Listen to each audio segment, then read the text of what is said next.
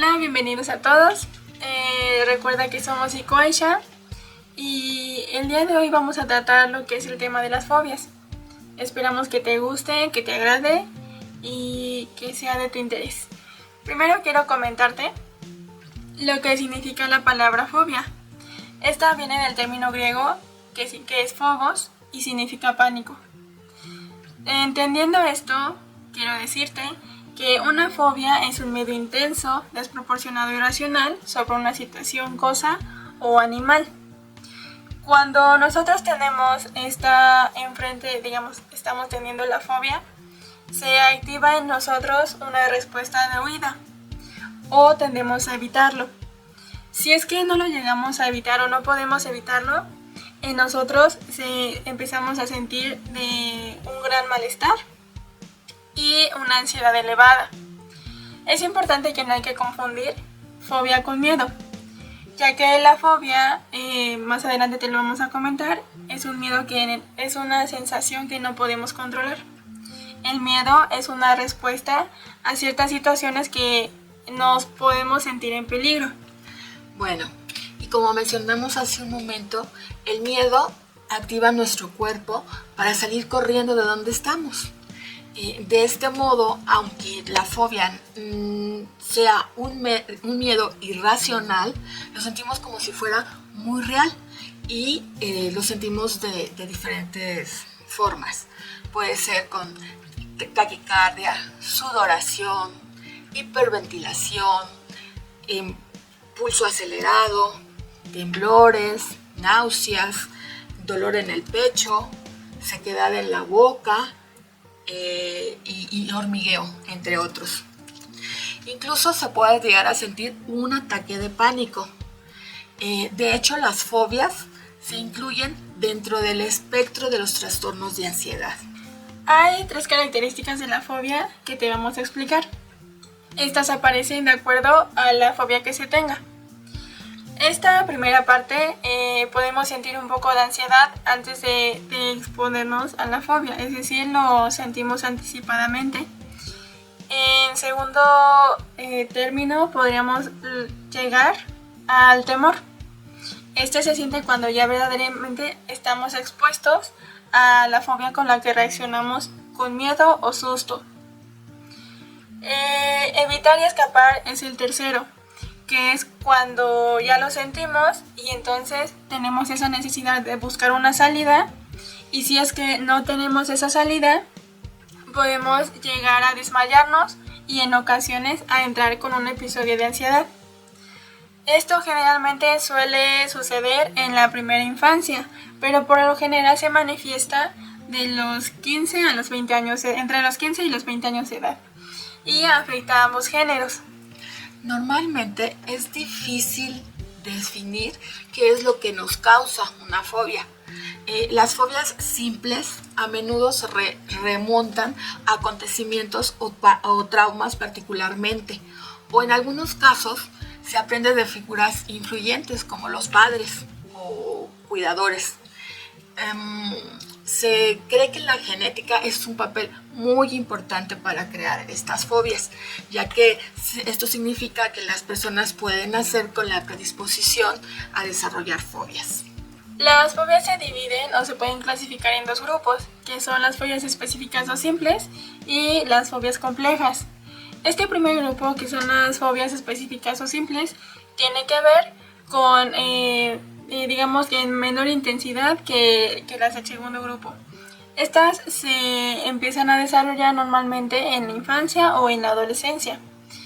Algunas fobias que podríamos retomar en este grupo son la fobia a los animales, la fobia a los ambientales, que son las alturas, los gérmenes y las aguas profundas, las fobias sexuales, que son miedo a las enfermedades de transmisión sexual o miedo a ansiedad del desempeño. Las fobias corporales, hablamos de vómitos, inyecciones o sangre. Y las fobias situacionales, que es volar, podemos tener problemas con visitar hospitales o llegar a tener pánico escénico. En este segundo grupo hablamos de las fobias complejas. Estas fobias complejas son las que de alguna manera nos vamos a centrar en este episodio, ya que son las que más llegan a perjudicar a quien lo padece. Estas se desarrollan en lo que es la edad adulta y conlleva un miedo intenso y ansiedad provocado por una situación en particular. Las más comunes, son la agorafobia y la fobia social, que más adelante te las vamos a explicar a detalle. Estas tienden a ser más debilitantes que las primeras. Estas fobias más comunes, entre este grupo podemos encontrar la aracnofobia, que es miedo a las arañas, la acrofobia, que es miedo a las alturas, la claustrofobia, que es miedo a los espacios pequeños o reducidos y cerrados, y la agorafobia, que es el miedo a los lugares abiertos y públicos. Veremos dos tipos de fobia. Uno es la fobia social. ¿Y qué es la fobia social? Bueno, pues la fobia social es un trastorno de ansiedad en el que la persona siente una gran ansiedad o una gran molestia importante relacionada con el miedo a pasar por circunstancias vergonzosas, humillantes o ser despreciadas por otras personas. Una persona con fobia, aunque logre confrontar su miedo, pues pueden sentirse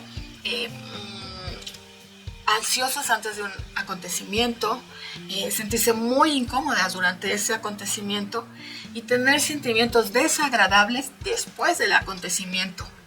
La fobia social suele con frecuencia sentirse en los siguientes casos. Por ejemplo, al hablar en público, al conocer personas, al tratar con figuras de autoridad, a comer en público o a usar baños públicos. Aunque este trastorno a menudo se le relaciona con la timidez, no es lo mismo. Las personas tímidas pueden estar incómodas al lado de otras, pero no tienen esa necesidad de huir, no se sienten ansiosas, sino que pueden estar pues un poco incómodas, pero sin evitar la situación. Las personas con fobia sí se sienten muy intimidadas y tienen ganas de huir, ¿sí? Y posiblemente son personas que no sean tímidas.